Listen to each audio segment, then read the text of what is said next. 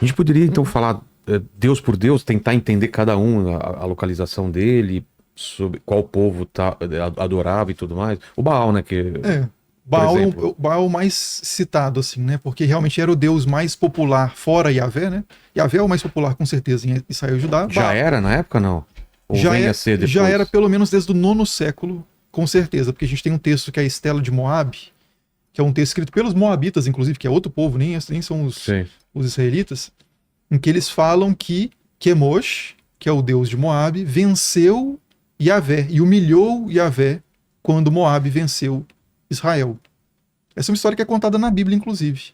Isso está lá no livro dos Reis também, que é quando Israel e Judá também juntos vão enfrentar Moab, e aí eles chegam lá e começam a vencer, só que o rei de Moab, que é o Mesha, que é o cara que aparece nessa estela moabita, ele pega o filho dele como último recurso, sobe na muralha e sacrifica o filho dele.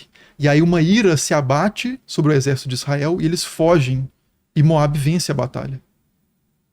É também um negócio curioso, né? Assim, parece que o sacrifício deu certo. Exato. E Moab, de fato, ouviu aquilo, interveio e afastou o domínio israelita. No caso, só que a Bíblia não coloca nesses termos, né? Mas isso parece estar subentendido ali. Quando você vai na estela de Moab, como são moabitas, né, celebrando a sua vitória, eles falam que Israel foi, que Yahvé, e aí é a primeira ocorrência do nome de Deus, inclusive, que a gente tem na história. Tem uns exemplos um pouco mais complexos egípcios, que não dá para ter certeza se é o nome de Deus mesmo, mas com certeza, que a gente pode afirmar com certeza absoluta, é que essa menção ao nome de Deus, a primeira vez que ela ocorre é nesse texto de Moab, do 9º século. Então, nesse período, então, a gente já sabe que que Yahvé é o Deus patrono de Israel. Tá. Mas, curiosamente, o nome Israel, o nome do povo, não carrega o nome desse Deus. Ele carrega o nome El, né? Israel, que é explicado na Bíblia numa história, mas academicamente hoje o pessoal vai por outra linha, que é que Israel significa Deus luta, Deus contende, tipo assim, ele luta por nós. Que poderia ser originalmente El mesmo, o deus cananeu, El, lá o patriarca que eu estava falando, né? Esposo de Asherá, pai, etc. Talvez ele fosse o deus mais antigo de Israel.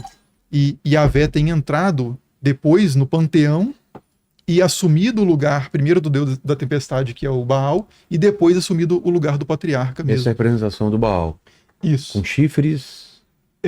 O chifre na antiguidade ele representa poder, né? Principalmente. Inclusive, Yahvé é descrito também, tipo assim, o touro de Jacó, enfim, ele tem uma série de imagens relacionadas ao touro associadas a Yahvé também por causa dessa questão do poder. Inclusive, e outra coisa, né, é que Baal era representado como um touro mesmo, por causa disso. A questão do poder, da força. Né? A questão da força e a questão da virilidade também, da vitalidade, né, a potência até sexual mesmo do touro, que é fundamental quando você está pensando que os deuses garantem a fertilidade no sentido geral, dos campos, das pessoas, dos animais, né? Então, por isso, muitos deuses são representados às vezes com o falo, né, o pênis, assim, bastante destacado e tal. Essa referência à fertilidade. Mas, por exemplo, nessas imagens aí, aquele do meio tem chifres, né, e ele está segurando uma lança que é uma lança meio estranha. Ela parece em cima quase uma planta, né? Mas isso é uma representação do raio. E aquele que tá assim também, com o braço para cima, ele tá era para estar com um raio na mão, né? Só que o raio não sobreviveu ao tempo. O outro também tá na mesma posição. Então é o Deus que porta o raio. O que significa portar o raio? O raio é o início, é o prenúncio da tempestade, de que a chuva vem. E a chuva vir é o que garante a fertilidade do campo. A fertilidade é o que garante que as pessoas comam e não morram, né? Que você vai ter o que dar de comer para o seu filho, vai ter o que dar de comer para você. Então é uma coisa básica da sobrevivência humana, né? Então ele é o Deus da tempestade, é o Deus que traz a chuva. E, deixa eu ver o que mais. E sim, o touro ali, né? Um touro representando Baal. E Baal é o touro jovem, El é o touro velho, que é o pai de Baal. E, não por acaso, a gente tem referências à adoração a outros deuses na Bíblia que fala do bezerro de ouro, né? Um bovino de ouro, que os caras aleatoriamente fazem um bezerro, né? Tipo assim, a gente pensa na mentalidade moderna Assim, vai fazer uma imagem de um deus, faz pelo menos uma coisa parecida com um ser humano, né? Um boi, que coisa mais boba. Mas é porque os caras usam símbolos, né? O boi, ele representa isso, a força, o poder, a vitalidade, e era um símbolo muito disponível naquele ambiente cultural. As pessoas pensavam em Deus, eles pensavam naquilo. Então, o bezerro de ouro, ele é uma representação que talvez alguns entendessem até como representação de Yahvé mesmo. Porque tem uma história no livro de Reis que fala, né, que para as pessoas não irem cultuar Yahvé em Jerusalém, que fica em Judá, o rei de Israel, que na época é rival de Judá, ele manda fazer 2 altares em Israel, no próprio território, para as pessoas que estão indo adorar Yahvé não precisarem ir para lá, e ele faz um bezerro de ouro, faz 2 bezerros de ouro, e coloca um em cada lugar desses, um em Dan e o outro, eu esqueci qual que é o santuário. Então, assim, a ideia é de que, em vez de adorar Yahvé em Jerusalém, que é outra nação, levando dinheiro, levando a primícia dos campos, né? Vamos manter isso aqui no nosso território mesmo, leva lá para Dan, que é no norte, e vai ter uma estátua lá. Que estátua que é essa? Se o povo estava indo adorar Yahvé em Jerusalém, provavelmente estão indo adorar Yahvé, imaginado como um touro, nesses templos, né? Aí volta rapidinho lá no Baal. Porque tem uma história interessante de Baal também, que tem uma passagem muito famosa do Antigo Testamento, que é a passagem de Elias e os profetas de Baal. Você lembra disso aí? Não.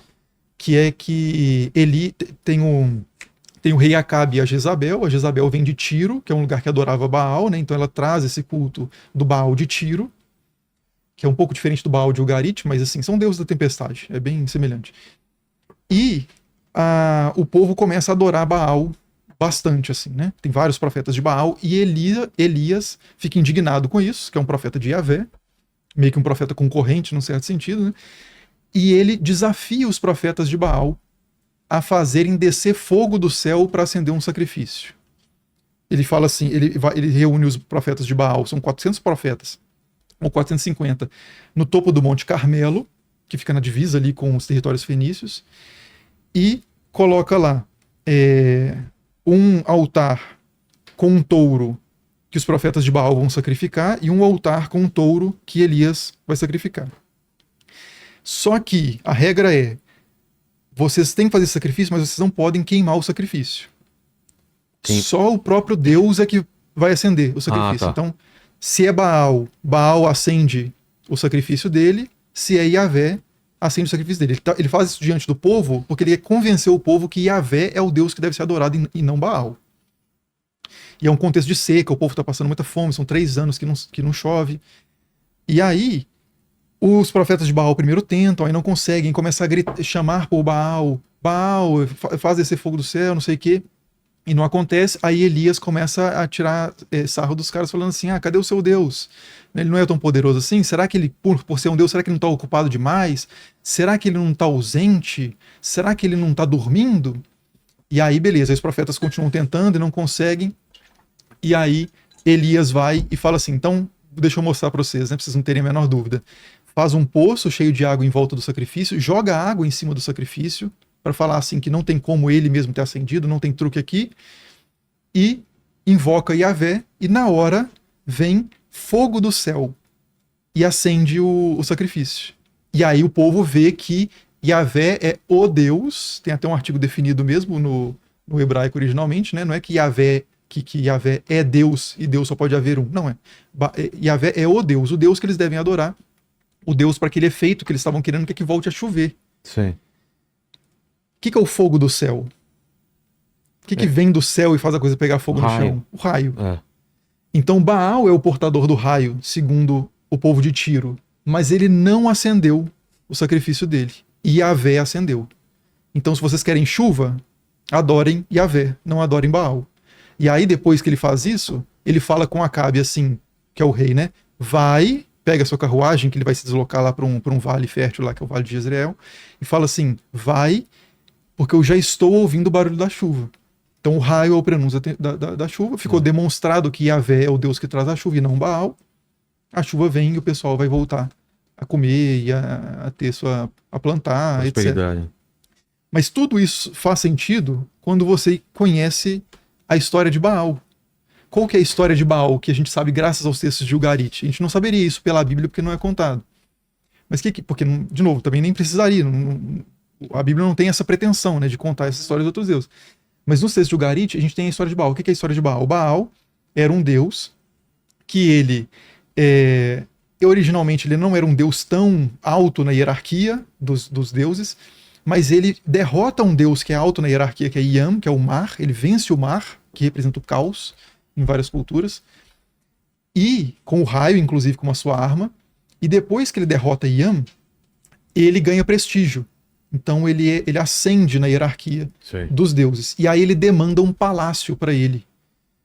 Porque todo grande deus tem que ter a sua casa, que são os templos. Né? Ele tem que ter a sua casa.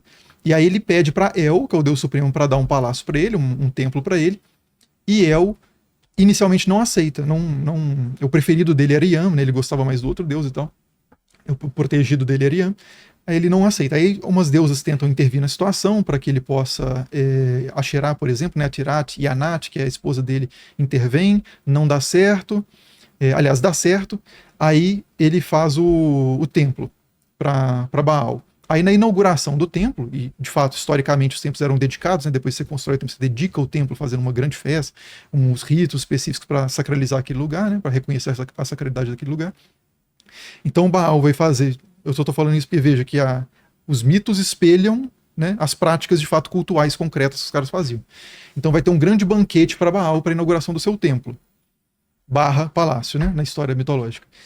E aí ele convida todos os deuses, mas ele não convida Mot, que é um outro filho de El que representa a morte. É o senhor sobre o mundo dos mortos.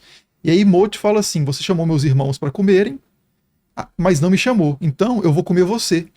Eu vou engolir Baal. E aí Mot engole Baal. E Baal fica morto. Ele perde a possibilidade de ação, ele fica inerte, ele não consegue agir mais. E aí, uma deusa que é Anat, que é a esposa de Baal, junto com outra deusa que é a deusa solar, né, que é Shapas, liberta Baal e traz Baal de volta à vida, à ação. O que isso representa? E aí Baal se assenta no seu trono, etc., e fica entronizado lá no seu palácio, e agora ótimo. O que isso representa? Representa que Baal tem uma fase que ele está ausente. Baal está morto. Baal está nas entranhas de Mot, foi engolido pela morte. E outra parte em que Baal voltou e reina e troveja. O que isso significa? 2 momentos do ano. Seca, em que não se pode plantar e as pessoas choram porque não tem, porque o clima está quente e inadequado ao plantio. Só que no fim desse período muito duro, você ouve o raio e você sabe que a chuva está vindo. E a chuva vem, fertiliza, e você produz, come, etc. Então a celebração de que Baal está ativo novamente. Sim. Isso se repete ciclicamente, né? De novo, essa questão da conexão do mito com a realidade cultica. Então, quando Elias fala que Baal não trouxe o raio, mas Yahvé trouxe o raio, ele está fazendo uma polêmica em relação às crenças de quem adora Baal. Que se você não vai para a história, você não entende essas minúcias do texto, né? Porque o autor do texto escreveu para quem já conhecia essas histórias, ele não precisava explicar. Hoje a gente precisa. E outra coisa é isso. Por que Elias fala assim, cadê Baal? Será que ele está ausente? Será que ele está dormindo? E dormir é um eufemismo, né? Uma palavra suave para morte. Então assim, será que Baal está morto? Ou será que ele está ausente? Por quê? Porque tem essa história de que Baal ele tem uma atividade que é cíclica. Às vezes ele não está ativo, às vezes ele está ativo. Enquanto que Yahvé, que é o Deus que Elias defende contra Baal, está sempre presente. Yahvé está sempre, ele não tem limites na sua força, etc. Né? Então, promovendo o culto de Yahvé contra o culto de Baal. Todas essas coisas a gente entende se a gente volta para a história, né, e analisa outros documentos. O que é isso daí, Kratos? Isso é um templo de Baal. Isso. Acho que isso em Palmira, que é na Síria.